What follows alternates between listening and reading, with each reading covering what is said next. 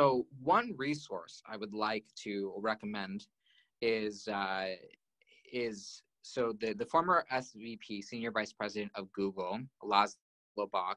First name is Lazslo, and then last name Bock, Bock. He wrote an awesome LinkedIn article about 5 tips that you can use to improve your resume now. Just give it a quick Google search, and you can definitely find that. But he talks about how a lot of people, and I completely agree with this, I've been on the other side, just don't put numbers. They don't simplify their language, and they don't make it clear how they've impacted their company, right? You'll see people who are simply like responsible for dealing with client relationship, responsible for reporting. There's nothing inspiring or engaging about that, right? You can take something like responsible for vendor relationship and turn it into something like, drove $500,000 worth of revenue by, engaging X vendor. And simply changing up the language will really help. That's one piece of it. The second piece of it is that a lot of people don't know this, but there's something called an ATS, an applicant tracking system. And simply put, it's a machine that your resume will go through, especially for, bigger companies.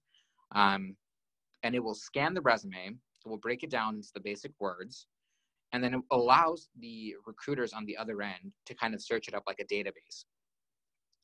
Now, let's say you're applying for like a software engineer role, and in the job description, a recruiter has put in person must know, Java,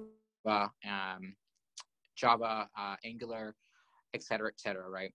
And what will happen is when they are going into this applicant tracking system, the applicant tracking system is then taking those terms, so Java and Angular as an example, and it's applying an algorithm in many cases and ranking the resumes. Most good recruiters, will go through every resume because we all know the system is not perfect. But many will start from the very top.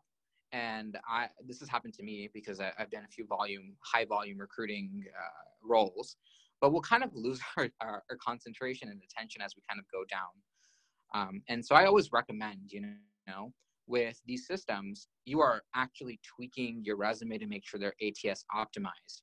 And I have a few articles that I've written on that on my LinkedIn profile. So feel free to, jump over there and take a look.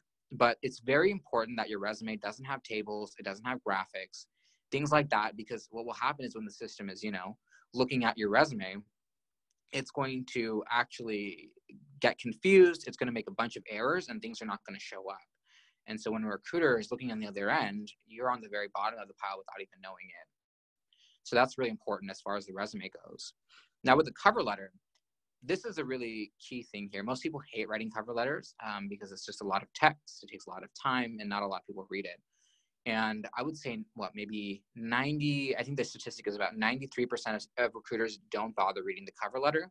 And there's a good reason for that, because most candidates will use the cover letter as a resume 2.0, and they'll pretty much copy paste what they wrote in the resume and just paste it in their cover letters. And I have an article about, how to write a solid cover letter as well. And I'm happy to share the links after this webinar. But the cover letter's purpose is it's supposed to be less, I always say go for half or 3/4 of a page, because they're meant to be very, very succinct, and they're meant to be very clear and short. And they should be highlighting something about you that the resume does not make apparent, right? So it's a great space to use if you're transitioning careers, because you can show, like, as a salesperson, I worked with clients all the time. I cared about my client experience was central. And I would go above my targets. I am now wanting to transition into a recruiting role.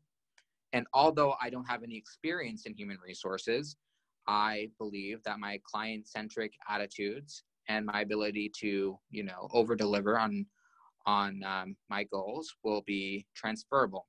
And so that's a great space to do that, right? It's a great space to talk about, maybe volunteering or unofficial or informal positions that you've had as well, to really showcase showcase who you are as a person, because at the end of the day, you know, we're hiring people, and we want to feel like we can hear you through your words. And a really, really well-written cover letter will get you noticed.